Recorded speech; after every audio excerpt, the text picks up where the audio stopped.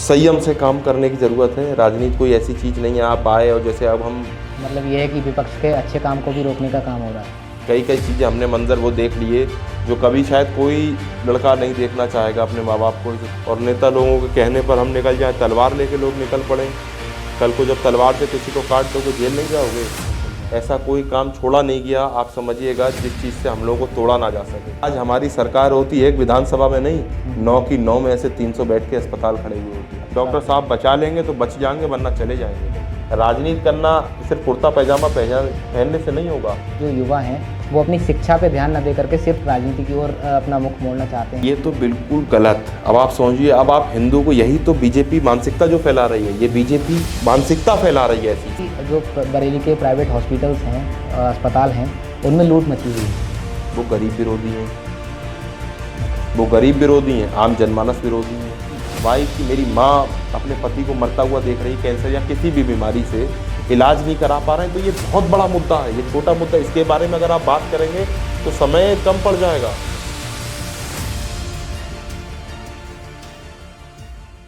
आप सभी लोगों का स्वागत है आज के इस एपिसोड में।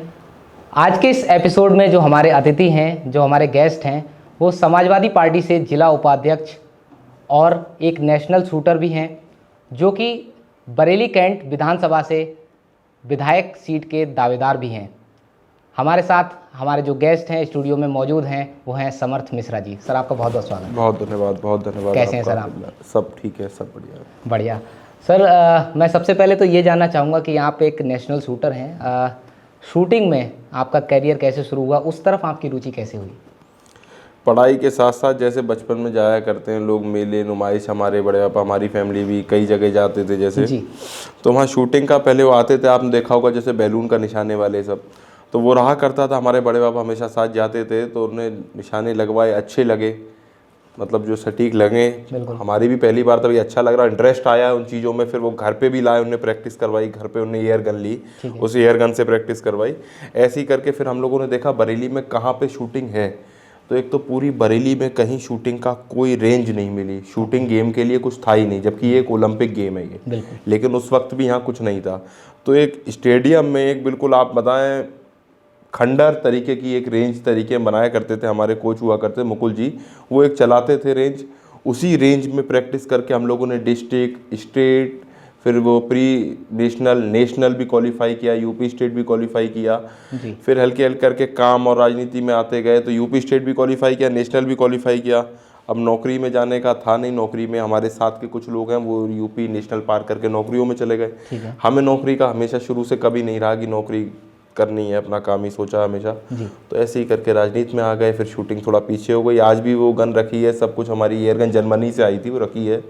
कभी समय मिलेगा तो आगे शौक उसके लिए करेंगे। अभी तो इन सब चीज़ों में बहुत ही अच्छी जर्नी है आपकी। तो राजनीति में आने का एकदम से विचार कैसे हुआ, क्योंकि आप बहुत ही सफल एक शूटर मैं कहूँ आप हैं, तो एकदम से राजनीति में आने का विचार कैसे हुआ? राजनीति में एकदम ये जो हम लोग रेंज के लिए भी जगह जगह भागे, आपको बताएं, हम अपनी रेंज के लिए हम जगह जगह भागे, लेकिन उसमें हम लोग कुछ नहीं करा पाए। उस टाइम कैंट विधायक हुआ करते थे राजेश अग्रवाल जी, कोषाध्यक्ष भी थे वो राष्ट्रीय। इनके पास भी गए, स्टेडियम सब इधर अंडर में लोग के आ रहा है, बीजेपी की उसमें सरकार भी थी उस टाइम भी। तो हम लोगों ने खूब प्रयास किया, लेकिन हुआ भी नहीं।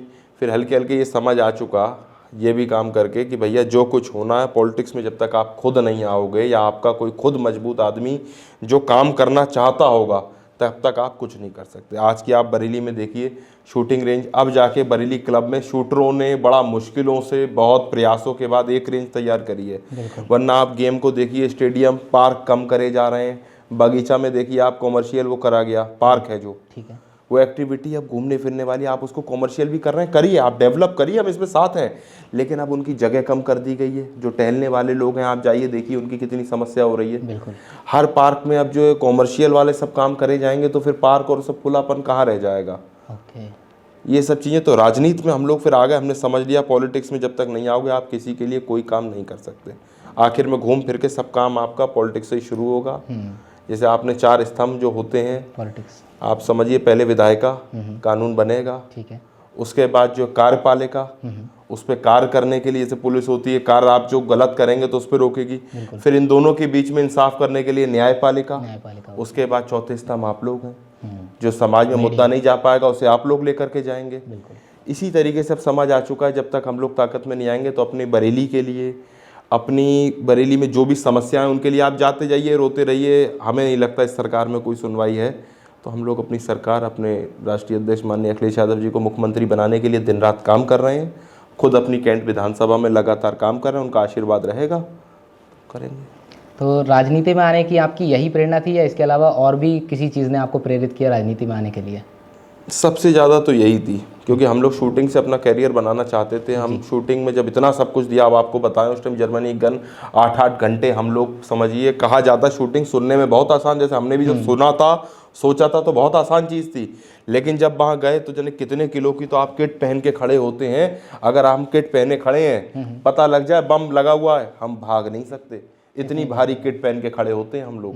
वो बंद, और अगर आपने सांस भी ले ली, इतना सा भी सांस ले ली तो ऊपर नीचे निशाना हो जाता है। तो बहुत डिफ़िकल्ट गेम है ये मैं मानूंगा, लेकिन हम लोगों को, हमें इंटरेस्ट हमेशा से था, तो बहुत अच्छा लगा।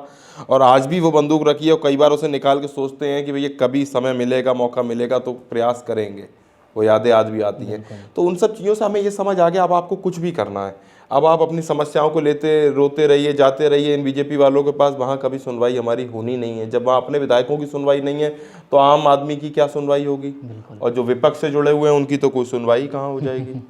तो इस हिसाब से हम लोग अपना सरकार, अपने नेता को लाने में लगे हुए हैं, क्योंकि हमारे नेता का विकास पूरी बरेली नहीं, पूरा यूपी, पूरा देश जानता है। बिल्कुल।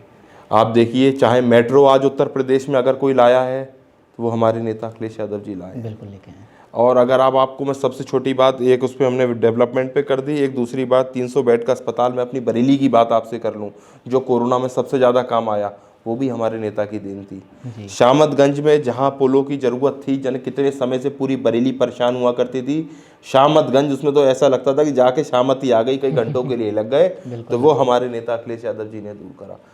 लखनऊ आगरा एक्सप्रेसवे आप देखिएगा, कई जिले उससे जोड़ने का जो काम किया है, उस पर कौन कौन से आप समझिए लड़ाकू विमान तरीके के विमान वहाँ उतारे गए, और कोई इतने हाईवे बने वहाँ भी उतार सकते थे, पर वही हाईवे बनाया गया, क्योंकि उनकी जो सोच, उनका जो काम करने का तरीका है, विकास पुरुष हैं वो, तो इसीलिए हम उन्हीं के नेतृत्व में काम कर रहे हैं और आगे भी ज़िंदगी भर करते रहेंगे। बिल्कुल।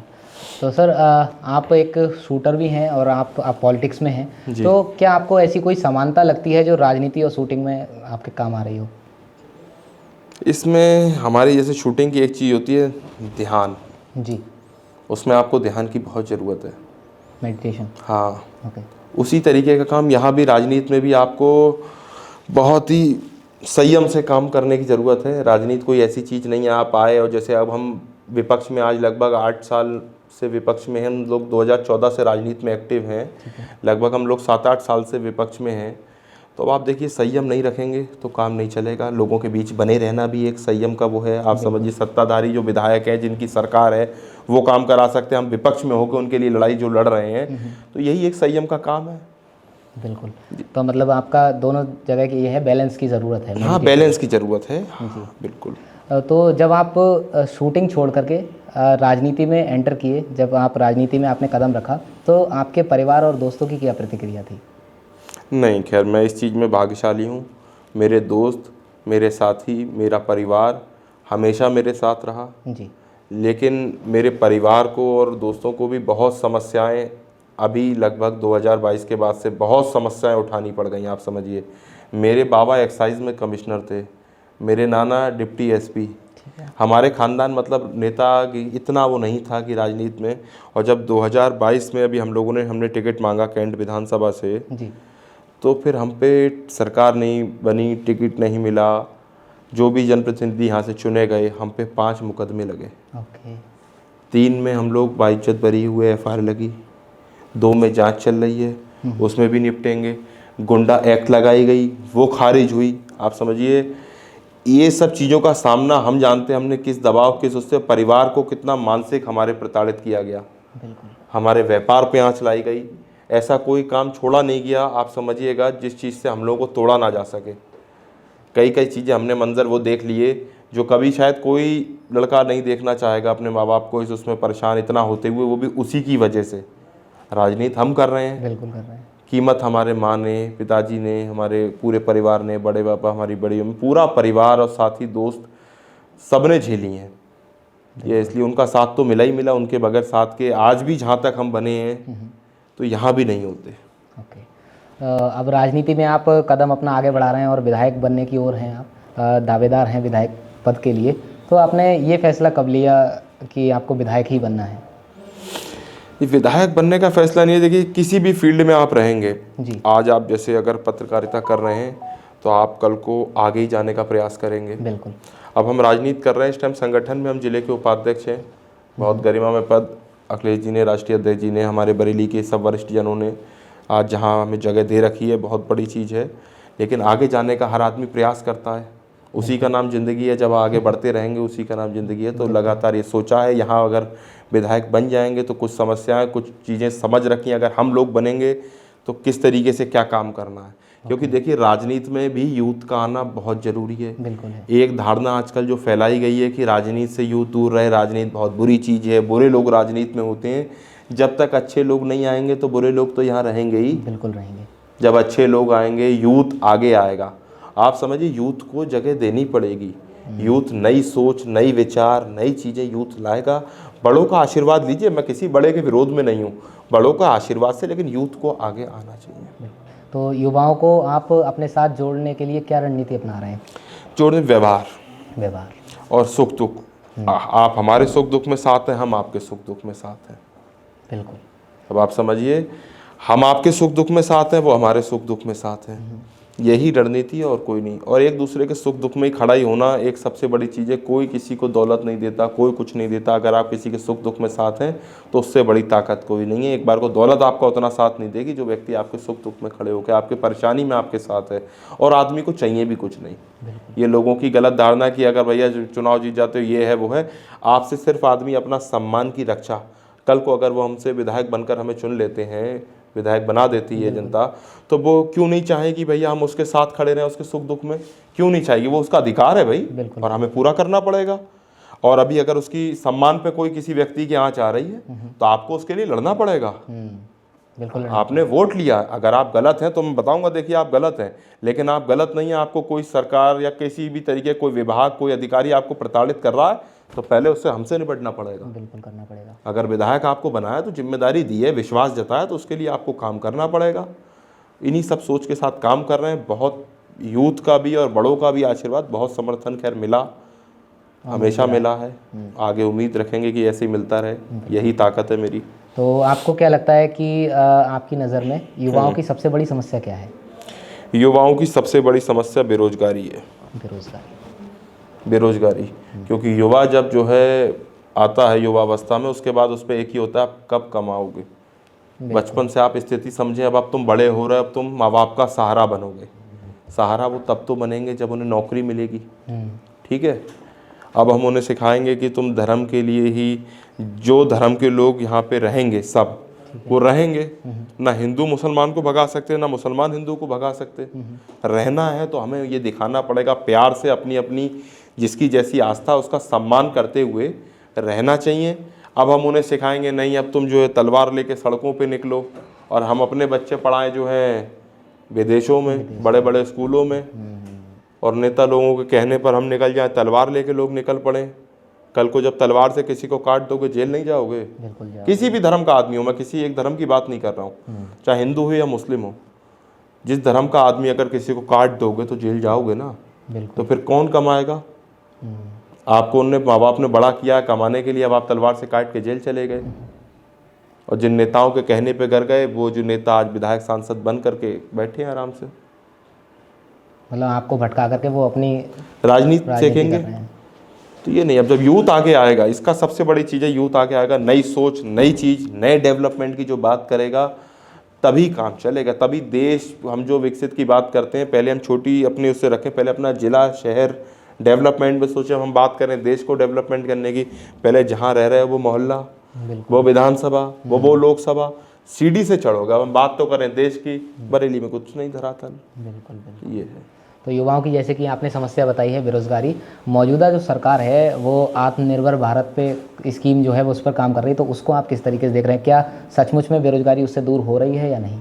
नहीं, मैं तो आपसे देखिए कहूँगा, मेरे कहने से कुछ नहीं, मैं तो आपसे कहूँगा कभी आप स्टिंग ऑपरेशन करिएगा, आप कही जाता है कि 10-10 लाख के लोन, 15 के लोन आपको फ्री में बिना गारंटी के यूथ को मिलेगा। आप 10 लाख 15 लाख तो छोड़ दीजिए, आप 2 लाख 5 लाख के लोन के लिए भी जाइए किसी भी यूथ को लेकर के, बिना गारंटी के मिल जाए। गारंटी के बाद भी नहीं मिलेगा, ये मेरी गारंटी है। लेकिन आपको गारंटी भी जो कहा जाता है बिना गारंटी के बाद भी लोन नहीं मिलेगा किसी यूथ को काम करने के लिए। जगह आप रखवाइए, आप कोई चीज़ अपनी मॉर्टेज कराइए, वो तो पहले से प्रक्रिया चल रही है, तो सरकार का क्या काम है। आप ये काम तो बहुत पहले से चल रहा है, आप बैंक में कोई चीज़ अपनी रखवाइए, किसी तरीके से अपनी नौकरी पे, मकान पे आप लोन लीजिए, तो बहुत पहले से चला आ रहा है, अभी थोड़ी चल रहा है। बिल्कुल। अब इसको तो हम तब माने कोई यूथ जाए अपने काम का अपना प्रोजेक्ट दिखाए, उसके ऊपर लोन सेंक्शन हम तब माने, लेकिन उसको 2 लाख 4 लाख भी नहीं मिल रहा है। अब कुछ चुनिंदा लोग हैं, अब 100 में से 2 को दे दो, वो मैं उनको भी नहीं मानता, मुझे आज तक नहीं मिले, पर अगर स्कीम चल रही है शायद 2 को तो 1-2 को ऐसे मिले होंगे, तो भी मैं कह रहा हूँ तो भारत में ऐसे काम थोड़ी चल जाएगा।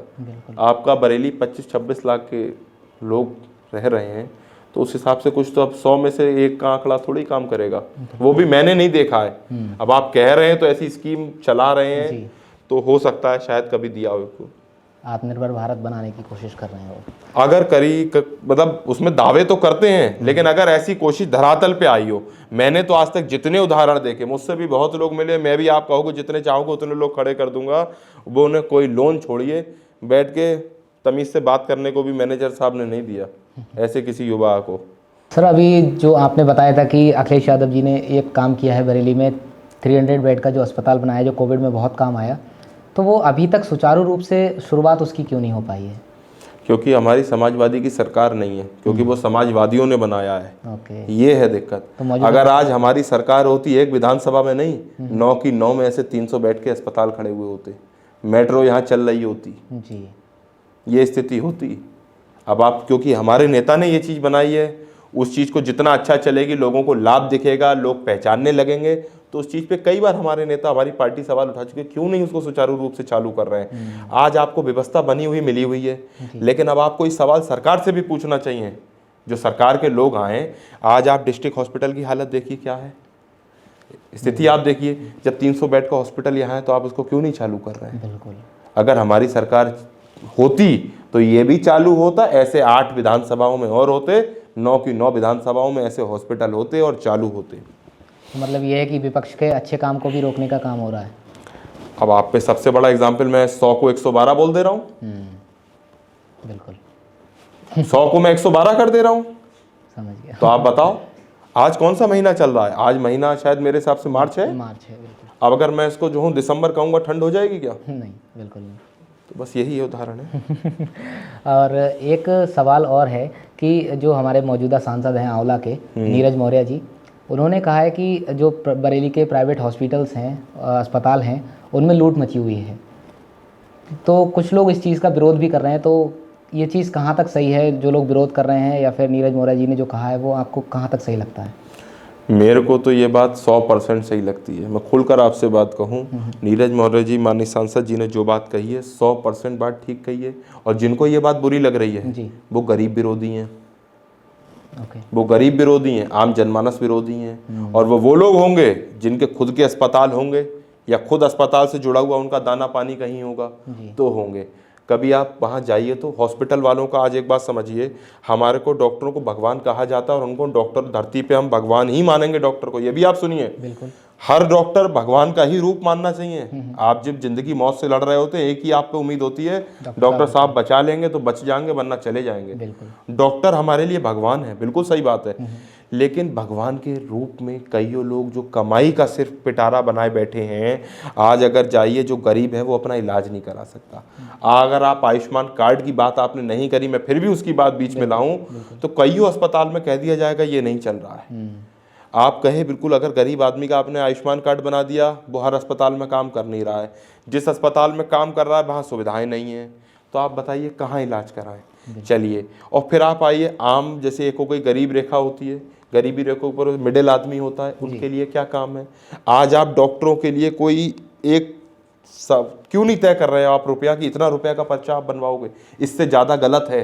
कोई तो रोक टोक होनी चाहिए ना, मतलब एक लिमिट सेट हो एक लिमिट सेट होनी चाहिए। प्राइवेट अस्पताल है, आप बिल्कुल लीजिए, आप भाई हमें समय देंगे, हमारा उपचार करेंगे, पैसा लीजिए, बिल्कुल। लेकिन उसका कोई तो लिमिट तय होगी। अब उसकी लिमिट ही तय नहीं है। एक बार आप भर्ती हो जाइए, फिर तो आपको फिर ये भी आ गया, वो भी आ गया, इतना आ गया, उतना आ गया, लाखों लाख रुपए का बिल पर डे का। बरेली में भी और सब जगह है। मैं बरेली की बात कर रहा हूँ, मैं बरेली का रहने वाला हूँ, बरेली की बात कर रहा हूँ आपसे। लेकिन इस तरीके से अगर चलेगा तो आप समझिए, हमारे नेताजी ने 1 रुपए का सरकारी पर्चा करा था। हमारे नेताजी की देन थी ये, माननीय नेताजी की। 1 रुपए जो पर्चा हुआ था, तो आप उनकी सोच देखिए, क्यों जहाँ पे आप रह रहे हो उनका दर्द नहीं समझोगे। राजनीति करना सिर्फ कुर्ता पैजामा पहनने से नहीं होगा। आपको जो भी चीज़ बीत रही है, भले ही आप उस जगह नहीं हो, आप ये सोचो अगर यहाँ मैं होता तो मेरे साथ क्या होता। जब आप ये सोचोगे तो आपको सब चीज़ों के आंसर खुद मिल जाएंगे। बिल्कुल। तो इस तरीके से इतना महंगा इलाज हर आदमी करा नहीं सकता। इतने हजारों लाखों लोग मर रहे हैं बिना इलाज के उसमें। अब आप समझिए, कैंसर से कोई तड़प तड़प के मर रहा है क्योंकि उस पर पैसा नहीं है, वो इलाज नहीं करा सकता। तो उसकी घर की क्या स्थिति होगी। जिसका पिताजी पढ़ के अगर कैंसर से मर रहे होंगे, उनका बेटा कैसे जीता होगा, मैं इलाज नहीं करा पा रहा हूँ। आप समझिए, उनकी वाइफ की, मेरी माँ अपने पति को मरता हुआ देख रही है कैंसर या किसी भी बीमारी से, इलाज नहीं करा पा रहे हैं। तो ये बहुत बड़ा मुद्दा है, ये छोटा मुद्दा। इसके बारे में अगर आप बात करेंगे तो समय कम पड़ जाएगा। बिल्कुल। ये बहुत बड़ा मुद्दा। अगर आप लोगों के बीच में जाएंगे, किसी का बेटा बेचारा, मतलब समझिए बाप के सामने बेटे की मौत हो रही है, वो इलाज ना मिल पाने की वजह से, पैसा ना होने की वजह से।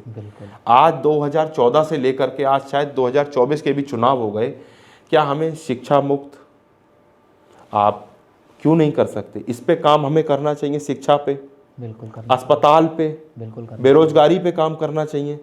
अब आप केंद्र में भी हैं, डबल इंजन आप कहते हो, केंद्र यूपी, इतनी सरकार बनाने के बाद अगर आप अब भी काम नहीं कर पाए, 2014 में जितने सांसद थे, क्या आज उतने सांसद बीजेपी के हैं? नहीं है। 2014 में जितने सांसद भाजपा के थे, आज उतने नहीं है। आम जनमानस का विश्वास हटता जा रहा है, तभी तो नहीं है। बिल्कुल। जितने विधायक हमारे 2017 में थे हमारी पार्टी समाजवादी पार्टी के, आज उतने विधायक थोड़ी, आज उससे डबल हो चुके हैं। और कैसे हमारे रोकी गई है सरकार बनने से, वो भी पूरा प्रदेश जानता है। लेकिन इतना रोकने के बाद भी आज हम लोग ये उतनी में नहीं है, बहुमत में। तो कब आप काम करेंगे? जब आप उतनी बहुमत में नहीं कर पाए तो अब आप कब काम करेंगे, ये सवाल है। बिल्कुल सर, जैसा कि अभी आपने डिस्कस किया था, जो युवा हैं उन्हें राजनीति में आना ज़रूर चाहिए। आपने कहा राजनीति में आना चाहिए, लेकिन कुछ ऐसी भी चीज़ें मैं समाज में देखता हूँ कि जो युवा हैं वो अपनी शिक्षा पे ध्यान न दे करके सिर्फ राजनीति की ओर अपना मुख मोड़ना चाहते हैं। तो शिक्षा युवाओं के लिए कितनी ज़रूरी है या राजनीति ज़रूरी है? शिक्षा तो सबसे ज़्यादा ज़रूरी है। अब आप कहो कि अब आप जो है 8वीं क्लास से राजनीति में आ जाओ जी, वो तो नहीं है। आप जब 12वीं करते हो, कॉलेज पढ़ लेते हो, तब से जब आप 12वीं के बाद आदमी जो है, सामाजिक ज्ञान उसको होना जरूरी होना चाहिए। अब 12वीं के बाद भी वो बच्चा नहीं रहता है। अब वो कॉलेज में जाएगा, बाहर देखेगा दुनिया, 10 तरीके के लोग मिलेंगे, उसे अपना सही रास्ता, अपनी सही सोच, हमारे भारत में क्या विचारधारा है, हम जहाँ रह रहे हैं वहाँ क्या हिंदू मुस्लिम भाईचारा है, ये सब चीज़ें, और कौन नेता डेवलपमेंट की बात करता है, कौन नेता धर्म की बात करता है, तो आप सही चीज़ चुनोगे कैसे? अगर आज युवा जब बड़ा होकर आएगा तभी तो वोट देने का अधिकार होगा। वो सही पहचान कैसे करेगा? अब वो वोट देने के काबिल तो हो गया, उसे पहचान ही नहीं है, उनने कह दिया हिंदू हिंदू, उनने कह दिया मुस्लिम मुस्लिम, ने जहाँ मन चाहा वोट दबा दिया, तो गलत डिसीजन हो जाते हैं। अब आप जब वो समझदार होगा, एक 12th के बाद निकलेगा, समाज में निकलेगा, समाज से मिलेगा, जुड़ेगा, तो उसको अपनी समझ होनी चाहिए और सामाजिक ज्ञान जरूर होना चाहिए। राजनीति, शिक्षा सबसे ज़्यादा जरूरी है, लेकिन सामाजिक ज्ञान भी उतना ही जरूरी है। अब आप शिक्षा लेकर इससे आप बिल्कुल अधीन हो तो सब बेकार है। प्रैक्टिकल नॉलेज भी होना चाहिए। आप गलत चुन लोगे ना, आप वोट गलत आदमी को दोगे। आपने ये ज्ञान अगर नहीं लिया, आप वोट गलत आदमी को दोगे। आपने व्हाट्सएप पे पढ़ लिया, लो ने, अरे ये सरकार आ गई, ये हिंदुओं को मार देगी, ये सरकार आ गई, ये मुसलमानों को मार दोगी। लेकिन धरातल पे क्या है, जब तक आपको ये नहीं पता होगा तो आप सही चीज़ कैसे चुनोगे? फिर तो व्हाट्सएप पे जो ज्ञान मिलेगा वही ज्ञान हम चुन लेंगे। तो इसलिए सामाजिक जरूर होना चाहिए। बिल्कुल। और सर, जो युवा राजनीति में जुड़े हुए हैं, जैसे कि छात्र नेता हैं, तो आप उनको कैसे सपोर्ट करते हैं? हर तरीके, देखिए जहाँ वो सही लड़ाई लड़ रहे हैं उनके साथ देना, और जो कोई गलत बात है तो उन्हें बैठकर समझाना, यार यहाँ पे गलत हो सकती है कोई बात। और जो भी अपने हैं, हम अपने बड़ों से सीखते हैं। बिल्कुल, हम अपने बड़ों से सीखते हैं, तो हमारे जो छोटे हैं उनको हम भी कहीं समझाने की बात होती है वहाँ हम समझाते हैं, ऐसे नहीं ऐसे कर लो। बिल्कुल। देखिए अनुभव जो हमसे बड़े उन्हें हमसे ज़्यादा है, जो हमसे छोटे हैं हमें उनसे ज़्यादा है। तो उनको आप समझा सकते तो बस, तो उन्हें, अब हम भी ये नहीं कह रहे हम हर जगह सही होंगे, सबकी अपनी विचारधारा, हम अपनी विचारधारा पे काम करते हैं, हम समझा सकते हैं, बाकी आपकी मर्जी है, जैसा करिए। हैं। सर, जिस पार्टी से आप बिलोंग करते हैं, समाजवादी पार्टी, उसके जो नेताजी हैं अखिलेश यादव जी, उनको नॉन हिंदू मतलब जो गतिविधि हैं उनसे मतलब जोड़ करके देखा जाता है। और एक तरफ आपको मैं देख रहा हूँ, आपके गले में जो पटका है उस पर जय श्री राम लिखा हुआ है। तो क्या हम ये मान के चलें कि अब जो समाजवादी पार्टी है उसकी नीतियाँ भी भारतीय जनता पार्टी की और उसकी तरह चलने की कगार पे हैं? ये तो बिल्कुल गलत। अब आप समझिए, अब आप हिंदू को, यही तो बीजेपी मानसिकता जो फैला रही है, ये बीजेपी मानसिकता फैला रही है ऐसी, सिर्फ झूठा प्रचार करके ये मानसिकता।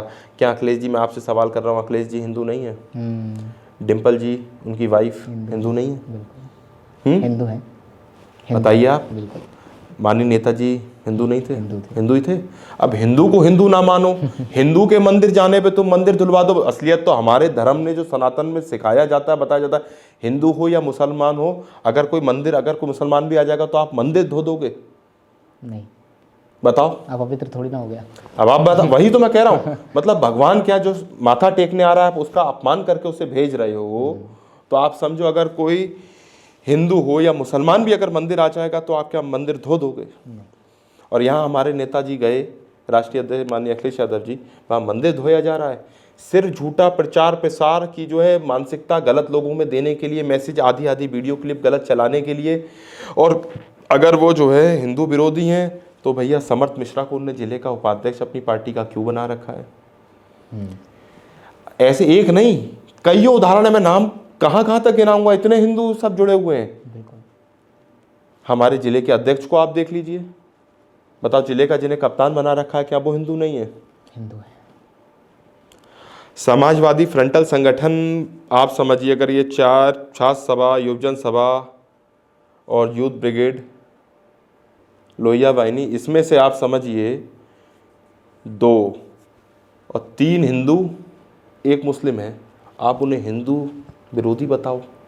ऐसी अगर बीजेपी मानसिकता फैला रही है तो ये सिर्फ झूठी गलत प्रचार, और यही तरीके से सिर्फ जीतने के लिए। आप देखिए ना, वो धर्म पे बात कर रहे हैं, वो डेवलपमेंट पे बात क्यों नहीं कर रहे हैं, युवाओं की बेरोजगारी पे बात क्यों नहीं कर रहे हैं? चलिए 15 लाख जुमला था, हमने मान लिया 15 लाख जुमला था, वो छोड़िए, डेवलपमेंट पे बात क्यों नहीं कर रहे हैं? आज आप बरेली को कहो स्मार्ट सिटी, कहाँ से स्मार्ट, कैसे स्मार्ट आप बता रहे हो? जब सारी सुविधाएं भी नहीं है। कहाँ, कौन सी सुविधाएं आप बताओ ना। यही तो मैं कह रहा हूँ, इसलिए आप कह जाने से कुछ नहीं होगा। मैं मार्च को दिसंबर कहूँ, ठंड नहीं हो जाएगी, फिर वही बात मैं कहूँगा। ये तो कह जाने से कुछ नहीं होगा, हम कहने से कुछ भी नहीं होगा। और माता प्रसाद पांडे जी, माननीय अखिलेश यादव जी ने जब अपनी सीट छोड़ी, जिस पद पे वो खुद, जब तक विधानसभा लोकसभा चुनाव नहीं हुए थे, जब तक जिस सीट पे वो खुद बैठे थे, उनने किसको बैठाला आप जानते हैं? लीडर ऑफ अपोजिशन, विपक्ष के नेता कौन है इस टाइम? माता प्रसाद पांडे जी। क्या वो हिंदू विरोधी हैं? पंडित हैं वो बाय कास्ट? हमारी समाजवादी पार्टी का मतलब है हर धर्म का सम्मान। हम इस देश में रह रहे हैं, इस देश में हर धर्म रहता है और हर धर्म का हमें सम्मान करना, ये हमारी पार्टी हमको सिखाती है, पार्टी की विचारधारा जो है। सर, अखिलेश यादव जी का हाल ही में एक बयान आया था कि हमने तो विकास किया, हमने लैपटॉप बांटे और हमने सोचा कि हाँ, हम विकास करके राजनीति के मुद्दों को उठाएंगे, लेकिन जो बीजेपी थी उन्होंने धर्म के नाम पर राजनीति की और गाय और गोबर के नाम पे राजनीति की। तो उन्होंने ये कहा है कि अगली बार हम भी ये मुद्दे उठाएंगे। हमें क्या पता था कि वो गाय और गोबर पे राजनीति करेंगे, हमें लगा था कि वो हमसे अच्छा विकास करके राजनीति करेंगे। तो इसको आप किस तरीके से देखते हैं? पर उन्होंने ये भी कहा विकास भी करेंगे। आप उनका 2022 वाला, आपने जैसे भी खुद एक बात मानना है, जो वो लोग कर रहे हैं धर्म की आड़ में, उसको हम लोगों के सामने लाएंगे। पहले हम लोग वो अपनी धर्म की आड़ में जो भी कर रहे थे, हम लोग उस पर चुप रह करके अपना विकास गिनाते थे। अब हम विकास तो करेंगे भी, पिछला करा है वो भी गिनवाएंगे और जो आगे करना है वो भी बताएंगे।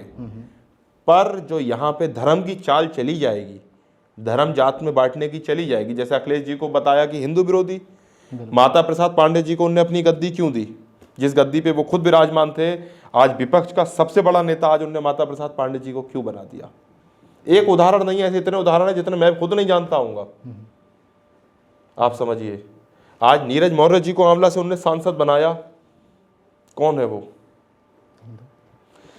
बरेली से माननीय प्रवीण सिंह ऐरन जी को उन्होंने टिकट दिया, वो कौन थे? फिर मतलब अब हम लोग उस पे नहीं, अब हम लोग बात करेंगे सबूतों पे जो है सामने, उस पे बात करेंगे ताकि झुटला नहीं पाओ। क्योंकि ये लोग कह देते हैं 15 लाख आएंगे, अब आदमी ने वोट दे दिया 15 लाख आएंगे, आखिरी में कह दिया जुमला है, तो हम लोग उस पर बात ही नहीं करें। हम तो ये कहेंगे आप अगर हिंदू विरोधी हैं तो बताओ ना कैसे है। सर जैसा कि आप एक शूटर से नेशनल शूटर बने, तो क्या आप विधायक की जीतने के बाद में क्या आप नेशनल लेवल की राजनीति भी करना चाहेंगे? नहीं नहीं, मेरा ऐसा कोई नहीं। मैं सच बताऊं, मैं बिल्कुल सच बताऊं, हमेशा यही सोचता हूं एक बार विधायक बन जाए। इतनी चीज़ें बरेली में ही करने को हैं भैया, ऊपर संभालें। हम अपना बरेली हमारे लिए सबसे बढ़िया नंबर 1। कभी जीवन में कम समझ लो, नौकरी भी करने की इसीलिए नहीं सोची कि बरेली छोड़कर कहीं ना जाना पड़े।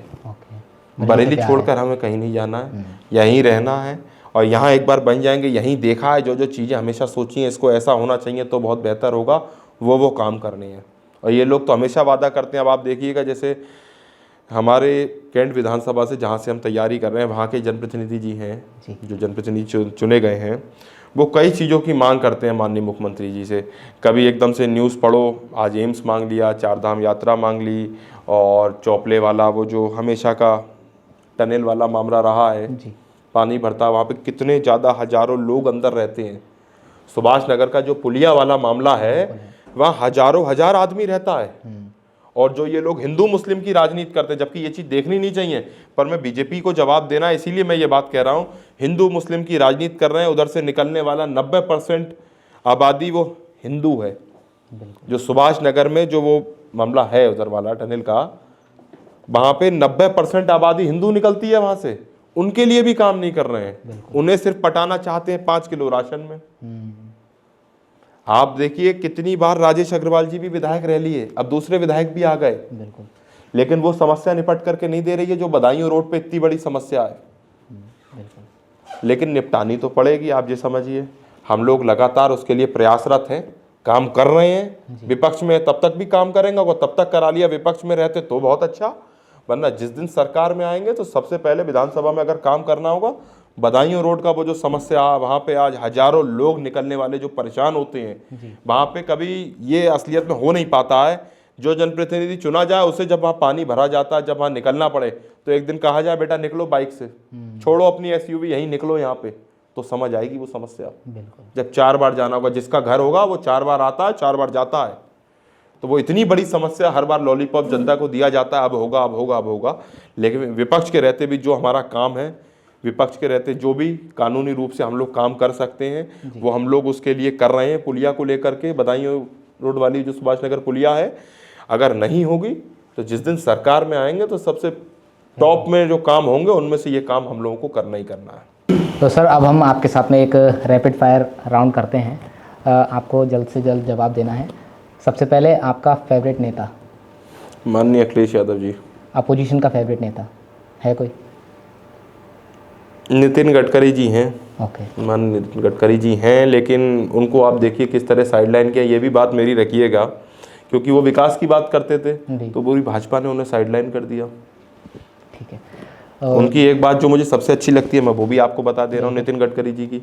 उन्होंने कहा सत्ता का मुख्यमंत्री हो चाहे विपक्ष का मुख्यमंत्री हो, मेरे पास बहुत पैसा है, जिसको विकास के लिए जितना पैसा चाहिए ले, लेकिन विकास करो, ये उन्होंने कहा। लेकिन वो बीजेपी को पसंद नहीं है, वो बीजेपी को पसंद करते हैं, पर अब वाली जो बीजेपी है वो उन्हें बिल्कुल पसंद नहीं करती। आप देखिएगा लगातार संसदीय बोर्ड से भी उन्हें निकाल दिया गया, ये भी आप देखिएगा। मतलब जो विकास की बात कर रहे हैं उन्हें साइड कर रहे हैं, वो करा ही जाता है। तो सर तीसरा हम लेते हैं कि सबसे बड़ी समस्या क्या है देश की? बेरोजगारी। बेरोजगारी। सबसे अच्छी रणनीति क्या हो सकती है बेरोजगारी को दूर करने के लिए?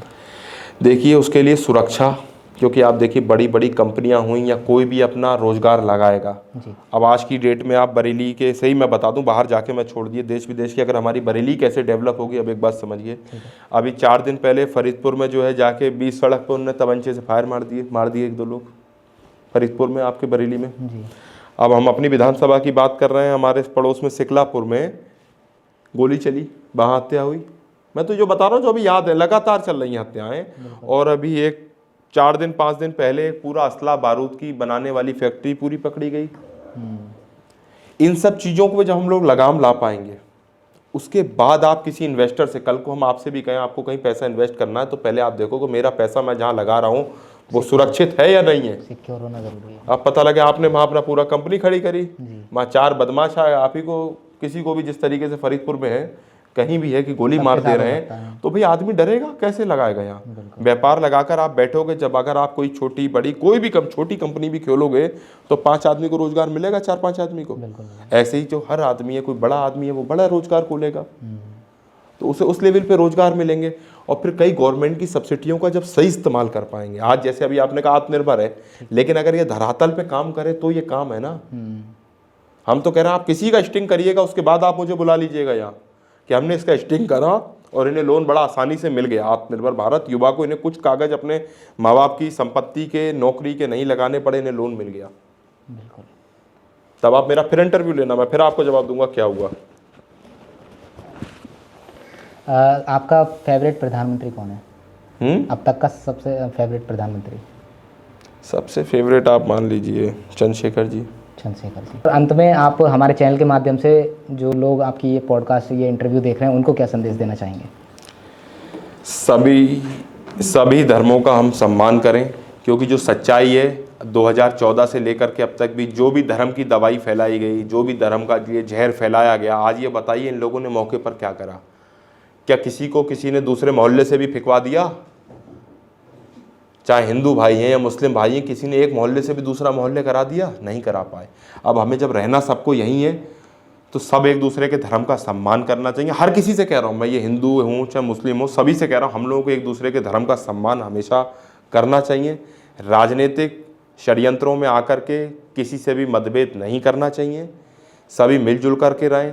हमारी कैंट विधानसभा वासियों को भी अपना प्यार ऐसे ही जैसे आप लोगों ने, पूरी बरेली ने खैर बना रखा है, लेकिन विशेषकर मेरी कैंट विधानसभा वालों को बहुत धन्यवाद, बहुत धन्यवाद। आज एक यूथ आज आपकी वजह से ही यहाँ बैठा है। 4 सवाल मैं मेरे से पूछे जा रहे हैं, तो आप लोगों ने जो प्यार सम्मान जितना दे रखे यहाँ बैठा है, तभी यहाँ बैठा हूँ मैं।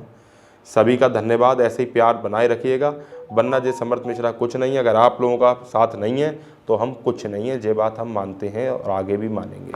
बहुत धन्यवाद। तो सर आज के इस इंटरव्यू में आपको कैसा लगा? बहुत अच्छा लगा। अच्छी बात है, ये सवाल होने चाहिए।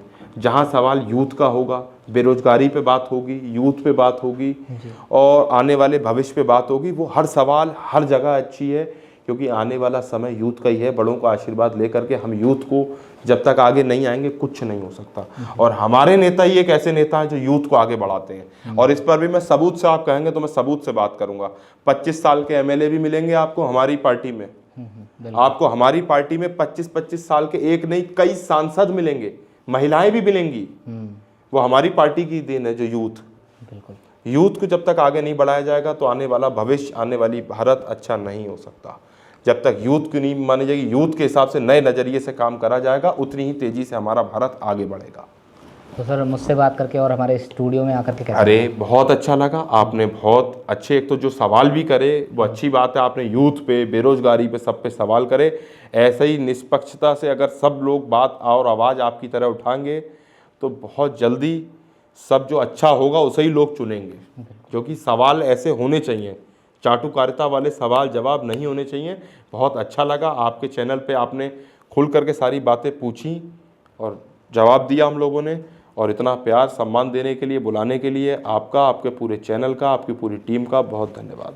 बहुत बहुत धन्यवाद। तो सर ये स्टूडियो आपको कैसा लगा? अभी ये बरेली वासियों के लिए हमने नया एक शुरुआत की है, एक स्टूडियो बनाया है बरेली में। पहले लोग नोएडा या दिल्ली जाया करते थे स्टूडियो में शूटिंग कराने के लिए, आज हमने बरेली में ये स्थापित किया। तो यहाँ आके कैसा लगा? आज इतना डिजिटल, इतना बढ़िया, इतना सुंदर, एक अच्छा लग रहा है, जैसे बैठ के भी जो अच्छा लगता है, बहुत अच्छा लग रहा है। इतनी आपने जैसे नई नई ये डिजिटलाइजेशन, जैसे इतना सब कुछ आप पे कैमरा, मशीनें जो उपलब्ध हैं, ये हर जगह बरेली में नहीं है। मैंने अभी आपसे एक बात कही थी, मैं फिर बोलूँ, यूथ, आप यूथ हो, ये आपका नज़रिया है, ये आपकी यूथ टीम का नज़रिया है। जब तक यूथ आगे नहीं आएगा तो नए नज़रिए, नए काम, अच्छे काम, बढ़िया काम नहीं हो सकते। बड़ों का आशीर्वाद लेंगे आप जरूर, बड़ों का सम्मान करिए, आशीर्वाद लीजिए, पर यूथ आगे आएगा तो इसी तरीके से चमकदार और अच्छे अच्छे काम होते रहेंगे। बहुत बहुत धन्यवाद सर, मुझे आपसे बात करके बहुत अच्छा। बहुत धन्यवाद आपका।